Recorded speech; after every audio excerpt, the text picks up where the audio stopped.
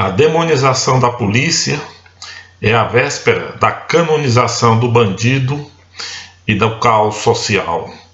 Eu sou o professor Eduardo Simões e este é o nosso canal. Olha, eu acho que os bandidos nem vão precisar se preocupar em armar uma vingança ou fazer uma retaliação contra a polícia por conta da derrota esmagadora que sofreram em Guararema agora no início de abril, porque a grande imprensa já se encarregou de fazer isso por eles. Bastou ter acontecido aquele episódio que, na opinião das pessoas comuns, de quem tem o mínimo de bom senso, sabe que foi uma grande derrota para os bandidos e uma grande vitória para a polícia e para a sociedade, né? Foi só acontecer aquilo para que os grandes jornais começassem a fazer matérias falando sobre a letalidade das ações policiais, a quantidade de pessoas mortas nas mãos da polícia ou em confrontos com a polícia, etc. Nesse sentido, até que o site do Globo.com foi honesto o suficiente para colocar que foram mortes em confronto com a polícia, dando a entender, né, que houve um confronto, que houve um combate e que, portanto, alguns saíram perdendo, como é de se esperar. Alguns criminosos saíram perdendo mais do que a polícia, ainda bem. Mas não é esse o caso, por exemplo, da grande imprensa aqui em São Paulo, em especial do portal de notícias UOL, da Folha de São Paulo, que alguns chamam de Foice de São Paulo, né? Que num artigo datado de 4 de abril de 2019, assinado por um certo Luiz Adorno, né, diz coisas ou apresenta esse assunto de uma forma absolutamente extravagante. A começar pelo título da matéria. Vejam só, diz assim: Dória elogia PMs de São Paulo que mataram 11. Mataram 11 o que, meu amigo? Logo aí vocês veem qual é a mentalidade que há por trás do senhor Luiz Adorno, qual é o nível de distorção intelectual que há por trás do senhor Luiz Adorno e como essa matéria vai se desdobrar. Realmente, logo abaixo, ele mais ou menos alguns parágrafos abaixo, ele coloca uma explosão de fúria injustificada, não sei como definir isso, do político PSDBista, senhor Alberto Goldman, um homem já de certa idade, que já devia evitar certas expressões ou certos descontroles, onde Goldman, criticando acerrimamente o governador João Dória, o chama de fascista, porque, segundo o senhor Goldman, né, Dória deveria esperar que o inquérito apurasse se as mortes dos bandidos aconteceu de maneira legal ou não, se a polícia não exacerbou do uso da força ou coisa desse tipo. Ou seja, ele recomenda que o senhor João Dória trate da sua polícia, da polícia do estado de São Paulo, como se fosse uma espécie de facção de suspeitos, um grupo de suspeitos, gente indigna de confiança, profissionais mal treinados, que merecem de princípio toda suspeita, justamente no momento em que alcançam uma grande vitória contra o crime. Isso seria um absurdo se João Dória caísse nessa, né? A polícia de São Paulo merece sim muitos elogios por essa ação, onde 11 criminosos morreram e 3 foram capturados, uma vez que nenhum inocente se feriu e tampouco algum PM, algum policial. A polícia merece sim congratulações, aplausos do governador e da população, e vamos, é claro, apurar se houve algum excesso, se houve algum ato criminoso por parte dos policiais e se houver aquele que o cometeu, que pague exemplarmente conforme a lei. Mas, infelizmente, a matéria do senhor Luiz Adorno não termina na loucura do senhor Alberto Goldman. Adorno segue adiante, mostrando-se ainda mais radical, mais encarniçado que o senhor Goldman.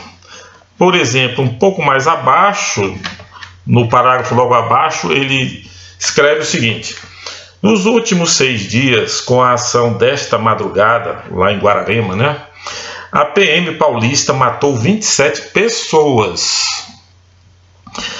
Uma média de 4,5 por dia. Olha a minuciosidade dos cálculos deste homem. Em contraponto, durante todo o ano de 2019, 8 policiais foram mortos no estado. Ou seja, está morrendo muito pouco policial, né? Ou está se matando muita gente inocente, porque ele aqui fala em pessoas, né? São pessoas que estão morrendo. E ele complementa no parágrafo logo abaixo: a PM matou em 2019 13% a mais. Ou seja, a polícia é a grande criminosa nessa ação. É o que a gente pode aprender disso, né? Mas há outros elementos que a gente pode explorar para a gente ver o quanto essa análise acobertada ou acolhida pelo portal UOL, né? O quanto essa reportagem é tendenciosa, o quanto ela investe contra a sociedade e os valores da sociedade. Porque é o seguinte, se nós considerarmos, por exemplo, quais são os lados que estão em luta segundo a forma como esse jornalista apresentou o confronto, nós teremos só temos uma saída. De um lado estão os policiais e do outro lado estão as pessoas. E quem são as pessoas? São os membros da sociedade, né? Porque o jornalista não especifica se essas pessoas eram 100% condenadas ou condenáveis, 100% inocentes, se havia inocentes e culpados em que proporção, simplesmente eram pessoas. Ora, então, a guerra que existe, segundo a perspectiva desse jornalista, o que ele pretende passar subliminarmente para o leitor, é que existe uma guerra, um confronto entre a PM paulista e a sociedade paulista. Olhem se isso tem cabimento. Depois, uma questão a ser colocada: a guerra é entre policiais e pessoas, como diz o senhor Adorno, né? Por acaso os policiais não são pessoas? Porque o policial é definido a partir da sua função e o criminoso é definido a partir da sua natureza humana, comum a todos os homens, inclusive aos policiais também. Porque quer o senhor Adorno queira ou não, os policiais também são seres humanos e devem ser reconhecidos como tais. E são tão humanos que os estudos feitos, né, da ação dessa profissão tão difícil, né, na psicologia dessas pessoas, dos policiais, seja aqui no Brasil, seja em outras partes do mundo, né, mostram que são pessoas extremamente provocadas, são pessoas extremamente solicitadas, testadas pela natureza da sua profissão. Eles têm que lidar com o que há de pior na natureza humana. Eles têm que lidar com o que há de mais sinistro, mais trevoso num ser humano.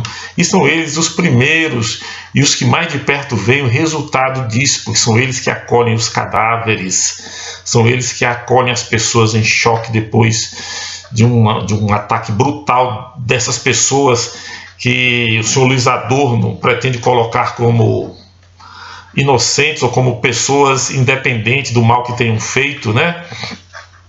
Eles realmente são pessoas, mas também são criminosos e capazes de tudo, e o policial tem que enfrentar para o bem daquelas pessoas que são verdadeiramente inocentes e trabalhadoras.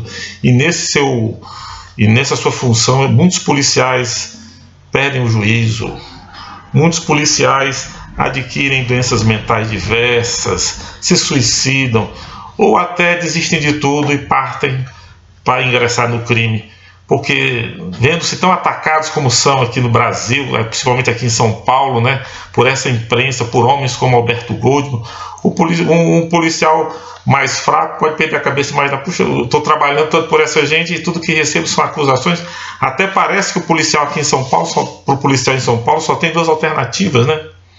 Ou ele morre em ação e é considerado herói, ou ele sobrevive à ação e é considerado suspeito. Vejam se isso pode continuar assim.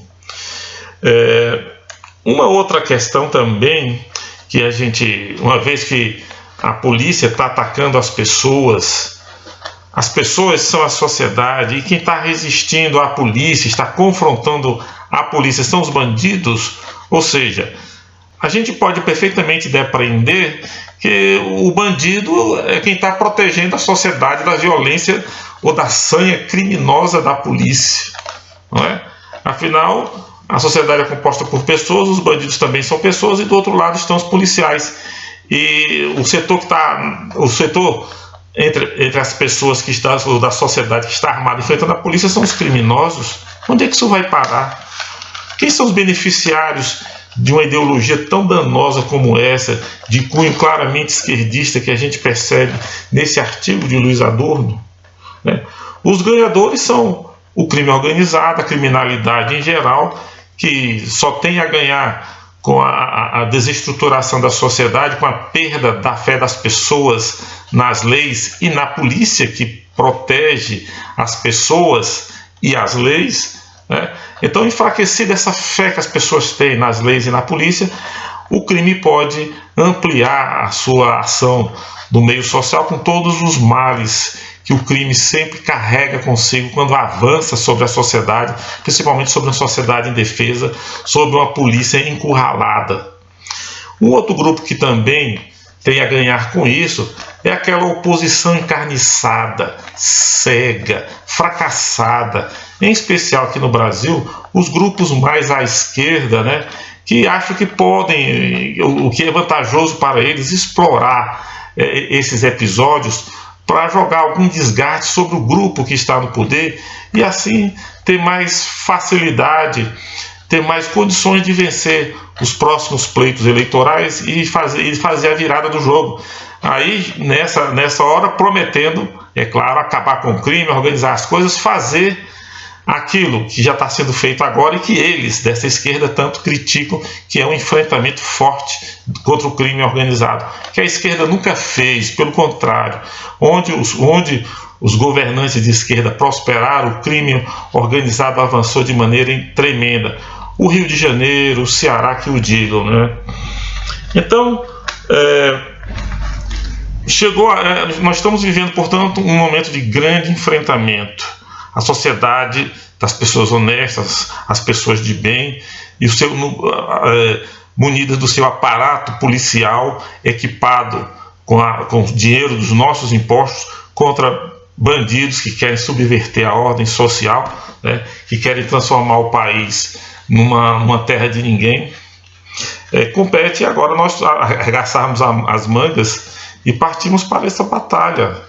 Uma batalha, nós precisamos dar força à nossa polícia, dar força ao nosso judiciário, exigir penas mais pesadas e fazer a nossa parte, né, que a imprensa já está fazendo a parte dela, né? Por fim, eu gostaria de mandar uma mensagem para você que é jovem, jornalista, iniciando na carreira, e que por acaso não conste de nenhuma folha de pagamento, seja da KGB, seja de alguma organização esquerdista internacional, como aquele outro que anda por aí difamando o Brasil lá por fora, né? Eu queria dizer a você, jovem jornalista, desesquerdize-se, meu amigo, e tenha vergonha na cara. Muito obrigado.